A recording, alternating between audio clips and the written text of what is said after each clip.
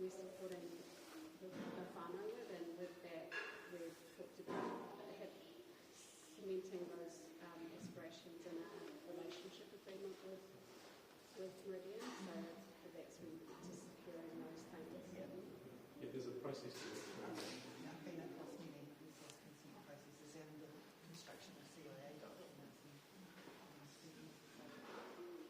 it's just the language needs to be clear and strong about what we're going to actually achieve out of this, not just tomorrow, but 20 years and 200 years down the road. Tēnā tātou katoa, no kotirana aho, ki te whangai atara tāku kainga inaene. He kai whakahaere kōpapa o I Hiringa Komata, ko Michael Thompson, tāku ingoa, and tēnā katoa katoa. So yeah, as the project manager for this development project, I'm going to speak about the work we've done to this point and what the next stages of the project and the discussion around effects and design are.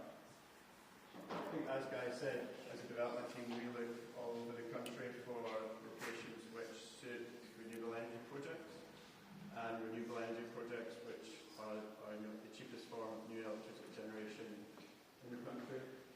And to enable that, we look for a lot of things, but the essential elements are proximity to the national grid, so with the high voltage lines just up the hill there, a highway for access for components during construction, and good natural resources as well. So on the right, showing a map of wind speed, you can see, and we know from other projects and from our met mass that's been done here the product wind speed that the South Taranaki coast has excellent natural resources. So for us, on paper, when we look at places that we think can build good projects, this location does meet those criteria.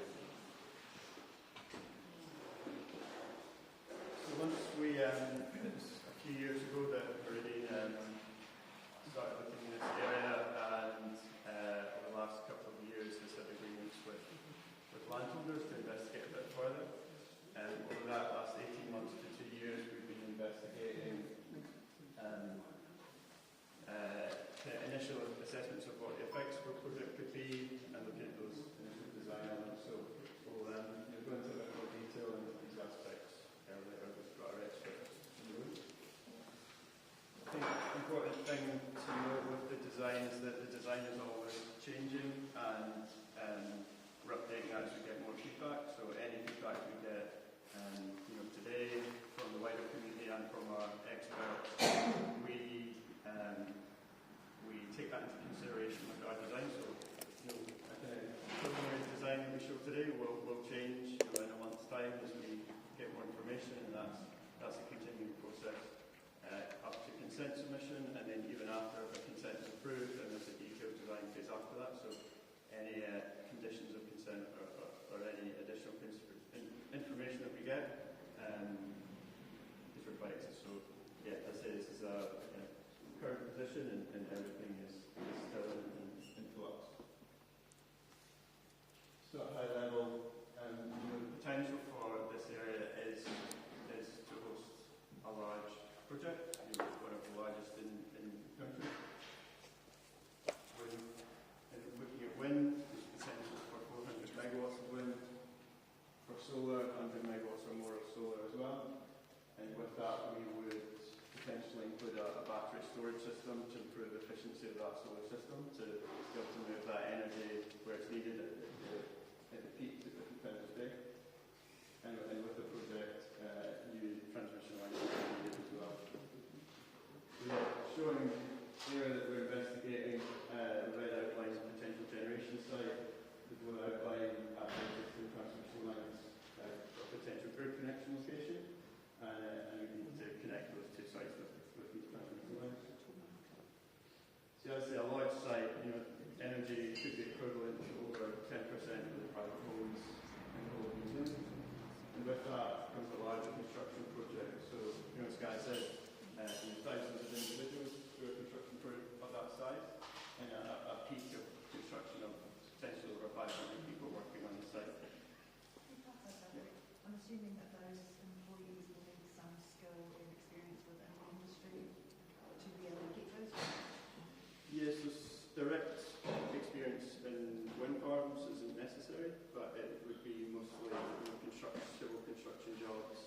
During the construction phase, most of it is civil engineering work, so people have existing experience on other building projects or any other civil engineering projects, and that's transferable into the new project. Are we able to get a list of skill sets that are Yeah. likely to be required for those roles, just Yeah. so that we can start recruiting for them now? Yeah, so we have a map of what the jobs are, what training people would need, what experience, and we have all that, so we can provide that. Because we literally don't have 500 people with those skill sets in this local area to be able to fill that requirement now. So if we actually want to benefit from that, we've got to get those skill Yeah. sets in place. And in terms of operational phase, so we aim for renewable energy projects to operate for up to 35 years, and with a project of this size, it could be 20 full-time jobs based at this site. So that's for construction period, 3 to 5 years for that high number of jobs, and then operational period 35 years, which is still a So good that's number. the piece Mike was speaking to when he's very likely to see investment into our people to those roles. Yeah. And I'll show a slide with the time frame later, but when the operational period would be maybe into the 2030s, that gives a good lead in for training for people to be able to meet that requirement, so we can share all this. Kia ora, te pātai tātou. You mentioned that you've been working all around the country with that iwi. Are there other iwi that, for example, the Hawke's Bay one, you mentioned Whanau, are they able to, communicate with us so we can see that when you presented your project summaries, these things happened? So is that available to us after this meeting? Yeah, we could, probably the most relevant is the project we've got going now, because that's happening right now. We could put you in touch with pātai from Ruakapa, because we have a relationship agreement with them, with the outcomes, and we're in this recruitment process with them right now.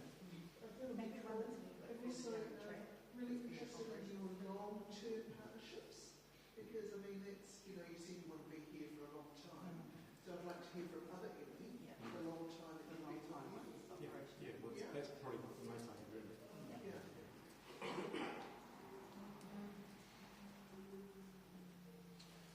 So as I say, a preliminary layout shown here, which just looks a bit more detail than was in the previous slide. So at the moment we have those orange dots are wind turbine positions, so it's there are 62.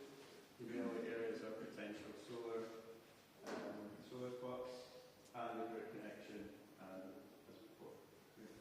But yeah, obviously a lot of information is taken, but we'll share these slides and some more large format maps in the paper which you can look at. Sorry, could you just show us, where's the residential? Is that close to where the Whanau residential? Yeah, Whanau Beach Township is down here. And have you met with that community?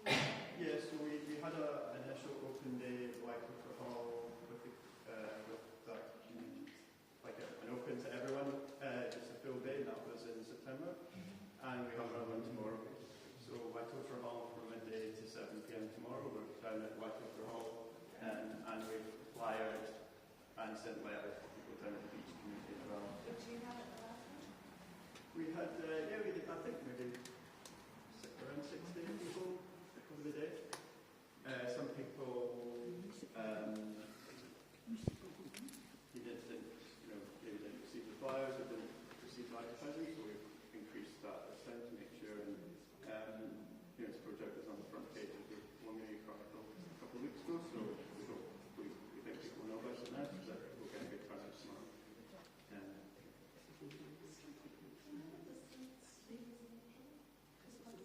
Yeah, so in general, to any dwelling that isn't owned by someone involved in the project as a host, there's a 1 kilometre buffer that we put around those houses, so that the closest wind turbine would be a minimum of 1 kilometre away. That's based on input from our landscape architect and also noise modelling as well, so that's kind of the starting point. At the Whanau Beach community, it's a bit larger because it's obviously the coastal environment, so here there's a minimum 1.5 kilometre distance between the Whanau Beach community and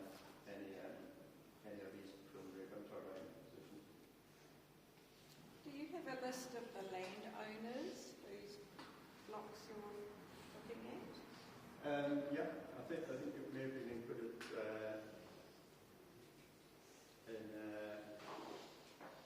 it's not in public information, so yeah, I think we can provide information around what's land. I think these 12 listed in the location on the past tricks book, but it's Yeah, so on the generations site there are 9, and then we need additional land for transmission line interconnection, so yeah, it brings us up to around 12. So where's our Waipiki land block on there? Waipiki? Yeah, where's the Te Kahui or Rodu land block? Oh, I think that would be, there's a land block down here. So it's not included in that, No. that footprint? Yeah, so we went to the historic Whanau site last year with Renee and another group.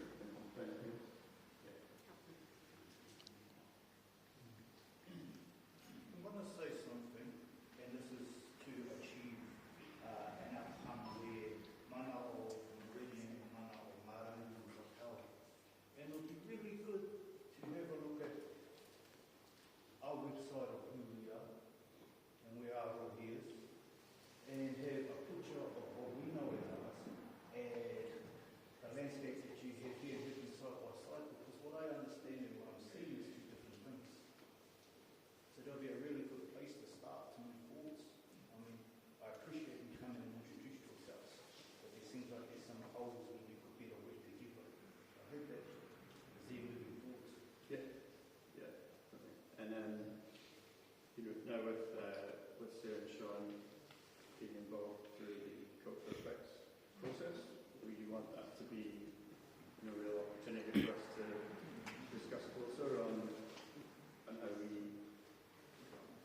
we assess the effects and how the effects are interpreted or understood by ourselves, and make sure that those are closely aligned. Excuse me. To your objects on your layout, is that from those snaps over there? Or? Yeah, Can you collaborate on your layout? What are the dots that all poking around on that map?